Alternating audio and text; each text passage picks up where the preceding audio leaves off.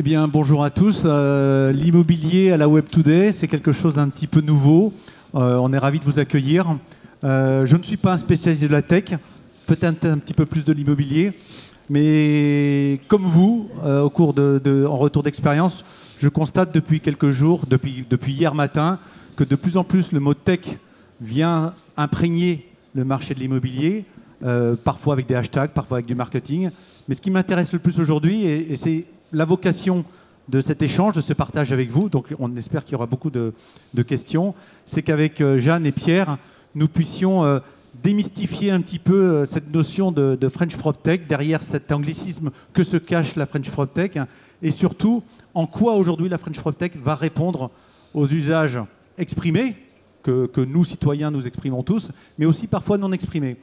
Et je voudrais d'abord m'adresser à Pierre et lui poser cette question cruciale, mais derrière cet anglicisme barbare, qu'est-ce que ça veut dire, French PropTech? Alors, effectivement, la PropTech, c'est pas très beau comme nom. Ça ne regroupe pas les entreprises de nettoyage. C'est bien la contraction de Property Technology. Et c'est un secteur, finalement, qui agrège les startups qui, aujourd'hui, innovent dans le monde de l'immobilier et du bâtiment. On est dans un secteur, et d'ailleurs, on le voit hein, au quotidien, qui n'est pas très attractif. L'immobilier n'a pas forcément une bonne image, le bâtiment, on va dire partiellement. Et pourtant, on est des fabricants du vivre ensemble. C'est-à-dire que l'habitat, c'est la seconde valeur refuge derrière la famille. Si on n'est pas bien chez soi, on ne risque pas d'être bien dans la société. Et que à l'époque du Tech for Good, c'est effectivement intéressant de voir à quel point on a un rôle clé dans le fait de faire du lien social. Parce qu'aujourd'hui, on est dans un contexte où la facture habitat a augmenté de 40% sur les 7 dernières années. Ça veut dire que la partie logement, eau, énergie fait qu'on a une véritable compression du pouvoir d'achat et que si je ne suis pas bien dans ma vie, je ne peux pas être bien dans la société. Et je pense qu'effectivement, les derniers mouvements sociaux l'ont montré. Aujourd'hui, c'est que si il faut payer pour aller travailler parce que mon logement est à l'extérieur de la ville, parce que je n'ai pas les moyens de me payer des mètres carrés dans le centre, on a un vrai problème. On a un vrai problème. Et donc la PropTech s'attaque finalement à ces sujets-là. C'est-à-dire que ce sont toutes les innovations qui vont permettre de compresser les coûts opérationnels et les coûts commerciaux dans la chaîne de valeur de l'immobilier du bâtiment, qui, je le rappelle, va de l'aménagement, c'est-à-dire comment on fait en sorte de construire des quartiers, jusqu'à la promotion, la construction, la transaction, la gestion d'actifs, jusqu'au notariat, enfin tous les acteurs aujourd'hui qui font une expérience immobilière. Et donc, l'enjeu de la Property Technology, c'est de pouvoir effectivement s'attaquer à ça. Ça n'a pas une belle image, l'immobilier et le bâtiment, mais je pense qu'on est pourtant au cœur des sujets qui vont faire que demain, ça se passera mieux. Et donc, on se bat pour ça. Alors, c'est un peu tout le paradoxe, hein, parce qu'on reproche à l'immobilier aujourd'hui cette transparence, cette fluidité dans l'information. Il y a parfois un gage de défiance vis-à-vis des acteurs de l'immobilier, alors qu'à côté de cela, ça représente 70% du budget des ménages, c'est 11% de notre PIB au niveau de l'échelle française, et c'est 8% au niveau mondial. Alors, face un petit peu à ce paradoxe entre le manque de transparence et pourtant cette manne financière qui, on y reviendra tout à l'heure, intéresse en tout premier lieu ce qu'on appelle les GAFA, et Google en tout premier lieu avec ses villages expérimentaux, financièrement, comment on peut un petit peu traduire ce mouvement? Alors, c'est vrai que c'est la filière économique qui génère le plus d'emplois au monde. Et on a un secteur qui est juste énorme. Aujourd'hui, pour vous donner quelques idées, sur ces 5 dernières années, le secteur de la PropTech a été multiplié par 50. C'est normal, on émerge. Par 50, ça veut dire quoi? Ça veut dire que dans le monde, il y a 6000 start-up qui sont référencées dans ce secteur. Ça veut dire aussi qu'on a plus de 200 milliards qui ont été levés sur la PropTech dans le monde. En France, il y a déjà 204 millions qui ont été investis dans le secteur de la PropTech. On a 62 levées qui ont été faites sur l'année 2018. Et le secteur, en France, c'est à peu près 400 startups dans cet écosystème. Donc c'est un secteur qui émerge. Et ce qui est intéressant, peut-être en termes d'analyse, c'est de se dire, vous connaissez tous la FinTech, vous connaissez la FoodTech, ben, la PropTech en est là où en était la FinTech il y a 5 ans. Il y a 5 ans sur la FinTech, on investissait, il y avait en France, était investi à peu près un peu plus de 20 millions d'euros par levée. Et sur la PropTech, on commence à avoir des belles levées. On en a une qui a été annoncée la semaine dernière. C'était Proprio qui a levé 20 millions. Donc on commence à arriver sur des sommes qui sont intéressantes pour financer cette innovation. La deuxième chose, c'est que des industriels commencent à investir aussi dans le secteur. Et on a quelques grands promoteurs qui ont commencé à investir dans quelques startups du secteur. On a aussi du lobbying qui se crée. Alors, quelque part, nous, en association French PropTech, et on va vous expliquer pourquoi, on en fait partie. Et puis, on était à peu près au même niveau. Il y avait à peu près 300 boîtes là-dessus. Aujourd'hui, la FinTech est installée. C'est un secteur en soi. La PropTech est émergente. PropTech est émergente, mais pour autant, si on regarde à l'échelle mondiale, des groupes comme Google, Amazon, Facebook s'intéressent de près à cette problématique-là. On le voit de plus en plus. Je lisais encore hier un article sur ce village expérimental à Toronto. Moi, derrière PropTech, ce que j'aime bien, c'est le mot French PropTech. Et justement, cette dimension française, ce savoir-faire à la française, et en quoi la French PropTech se distingue, quelle est sa singularité par rapport à ce mouvement d'ampleur? Tout à fait. Alors, c'est un mouvement qui est né à Nantes il y a 1 an, au Web Today. Donc, c'est pour ça qu'on est très content de fêter. On a notre gâteau d'anniversaire qui nous attend ce soir. En fait, c'est né d'un constat simple. Les startups françaises, aujourd'hui, c'est pas à vous que je vais l'apprendre, ont peu d'accès à des financements de masse. C'est-à-dire qu'on ne lève pas encore, on commence à lever 20 millions, mais on ne lève pas 200, 300 ou 400 millions d'euros pour développer une tech aujourd'hui dans notre secteur. On n'est pas structuré, le marché n'est pas encore prêt à ça. Un petit peu en Europe, ça commence à émerger, mais on est vraiment au démarrage de démarrage. Et pourtant, on a des acteurs aujourd'hui dans le monde. On parlait d'Amazon, on parlait de Google, on parlait de Facebook. Je rappelle juste, effectivement, la ville de Toronto, tu la citais, a confié l'aménagement de 325 hectares potentiels, parce qu'aujourd'hui, on est sur 5 hectares expérimentaux à Sidewalk Labs, qui est une filiale de Google. Ça veut dire quand même, imaginez, c'est comme si on proposait l'aménagement de la ville de Nantes ou de l'île de Nantes à Google ou Amazon. C'est pas neutre dans la manière de poser un sujet d'aménagement. Je ne sais pas s'ils seront les premiers acteurs du vivre ensemble, mais on peut quand même se poser 2 questions. Amazon a failli gagner l'aménagement de Long Island. Amazon a racheté Plant Préfab, qui est un constructeur de maisons californiennes et qui vous fait une promesse, c'est de faire des maisons 40% moins chères, livrées en 2 fois moins de temps et équipées de toute la domotique Alexia, forcément, puisque ce sera par eux qu'on commandera sur les sites e-commerce. Donc vous imaginez bien qu'on a des acteurs et des mastodontes aujourd'hui qui arrivent avec une pensée qu'on appelle full stack, c'est-à-dire qu'ils ne s'encombrent pas des acteurs en place, ils réinventent la chaîne de valeur et ils arrivent avec leurs services. On peut se poser la question, effectivement, quand on parle, nous, de Startup Nation, en France, qui est un peu la volonté, on va dire, politique. Super, c'est intéressant, la French Tech, ça a permis d'évangéliser énormément de choses. Mais est-ce que le combat, c'est effectivement d'essayer de réinventer Google ou Facebook avec 20 ans de retard et 10 fois ou 20 fois moins d'argent, ou est-ce que le sujet n'est pas ailleurs? Et nous, c'est un peu comme ça qu'on s'est emparé du thème PropTech en créant la French PropTech, c'est-à-dire, comment finalement le marché qui nous contraint aujourd'hui à travailler avec les acteurs traditionnels, puisque nous n'avons pas accès au marché grand public. Donc ça veut dire qu'il faut qu'on a des modèles B2B, c'est-à-dire qu'on va vers les acteurs en place et on doit les aider à se transformer d'un point de vue digital. Et ça, c'est pas une mince affaire dans un secteur qui est extrêmement en retard sur le sujet. C'est le secteur le plus en retard aujourd'hui dans sa transformation digitale. Et pourtant, c'est celui qui a le plus d'impact sur notre vie au quotidien. Donc, on a quand même un sujet à gérer. Donc il y a ce thème-là.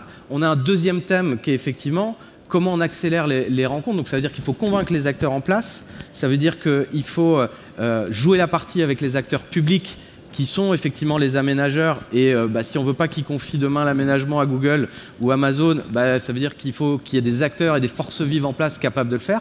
Et c'est de là que la French PropTech est née, c'est-à-dire de créer la volonté de coopérer entre un écosystème de start-up françaises qui font des superbes solutions et des acteurs traditionnels en place et des aménageurs publics qui vont être un peu les régulateurs du dispositif. Et là, on peut créer un pacte, on peut créer un modèle de coopération qui est intéressant et le promouvoir, parce que l'idée, c'est bien d'aller toujours à San Francisco ou à Tel Aviv pour s'inspirer, c'est génial, mais on fait des trucs bien ici, soyons-en fiers.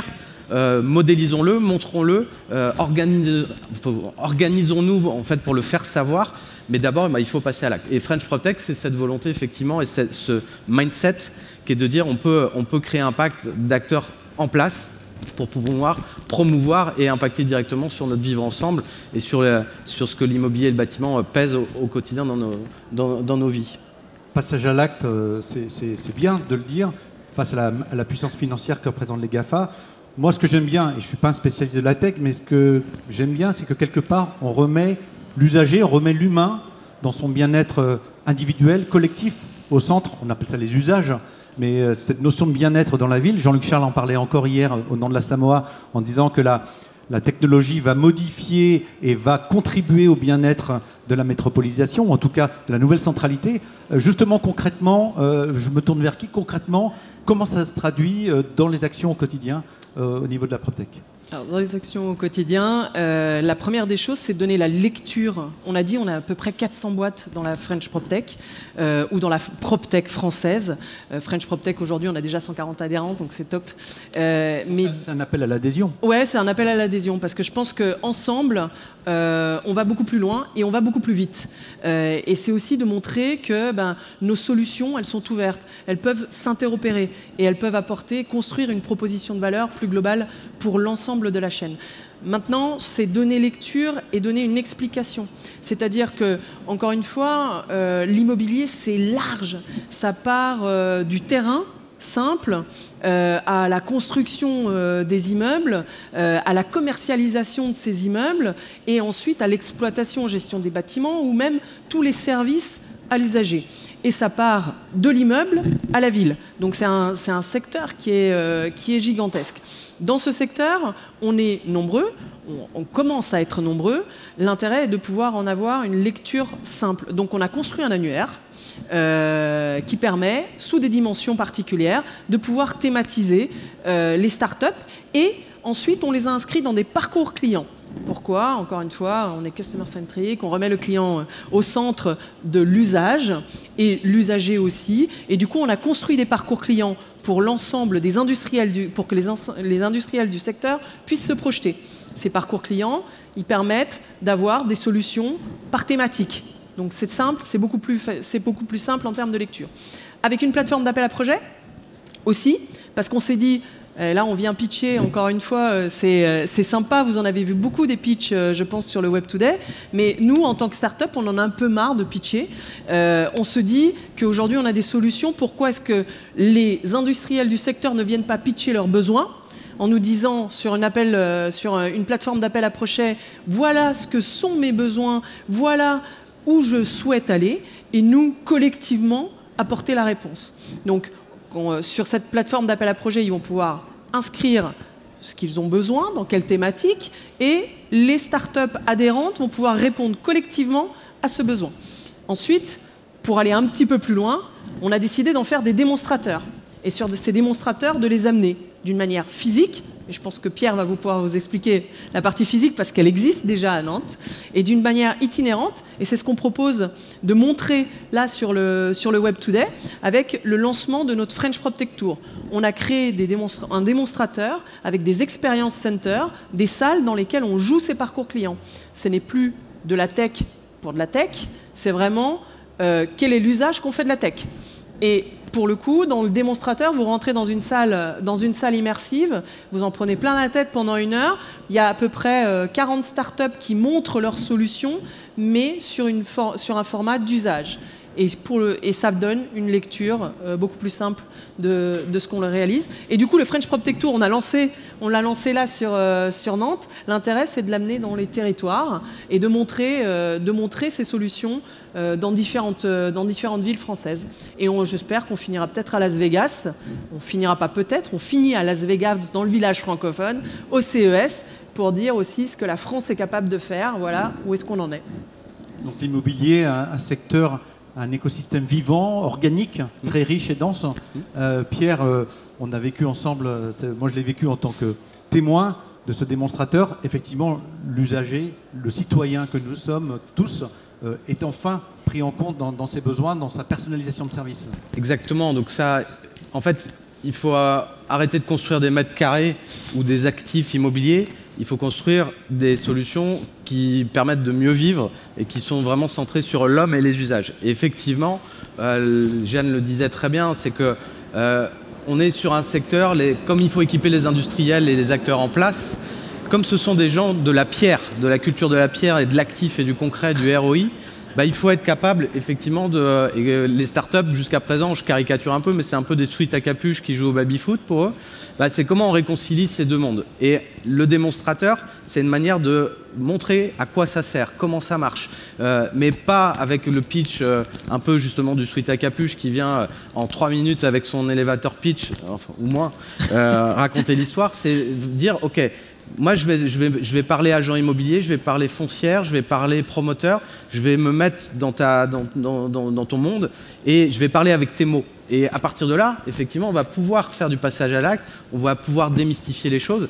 C'est tout bête, mais les 35-60 ans qui portent l'économie du monde de l'immobilier, du bâtiment aujourd'hui, ce n'est pas des digital natives. Donc nous, start-up, si on veut effectivement développer nos boîtes et les promouvoir, il faut les convaincre. Et donc, à nous de jouer, à nous de nous mettre à leur service. Et effectivement, la notion de démonstrateur, elle est physique. On en a un à 100 mètres. On a construit un bâtiment de 5000 mètres carrés, qui illustre la mixité programmatique aujourd'hui des grands aménagements humains. La mixité programmatique Exactement.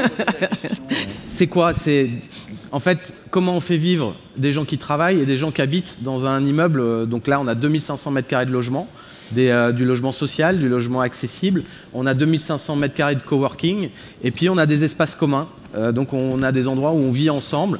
Et donc c'est cette mixité d'usage, cette mixité sociale qui est intéressante et qui va créer de la valeur. Ce qui évite d'avoir des villes dortoirs demain ou juste des zones de bureaux. Donc tout ça, ça permet de créer de la vie. Et ce démonstrateur de 5000 mètres carrés, on a décidé d'utiliser les gens qui y vivent et qui y travaillent pour qu'ils utilisent concrètement les applications et toutes les technologies qu'on développe. Et là, les professionnels de l'immobilier peuvent venir voir et ils se disent « Ah ouais, en fait, oui, c'est concret, ça marche, mais moi j'aimerais bien ça chez moi ». Et donc, on va pouvoir faire tout simplement démontrer et apporter un élément de preuve dans la démarche. Et effectivement, le fait de le faire de manière itinérante, de Nantes à Las Vegas, en passant par Montpellier, Paris, Lyon, etc. Bordeaux, certainement Lyon, qui sont des dates. Toutes les grandes métropoles, ces 140 startups, elles vont venir à la rencontre de ces acteurs-là. Et là, on est sold out, on a eu plus de 500 inscriptions. Ils sont tous venus et puis ils viennent voir et à partir de là, il va peut-être pouvoir se passer des choses, mais finalement, en 1 heure, être capable d'avoir 40 démos, waouh, ok, il faut énormément de temps pour pouvoir monter tout ça. Là, en l'espace de 2 jours, le professionnel, il a une bonne vue panoramique et il est capable de voir finalement là où il peut déjà agir ou passer à l'acte. Et puis c'est dans un format aussi éducatif. Encore une fois, on doit éduquer ce secteur. Ils ont besoin de comprendre comment amener leur transformation digitale.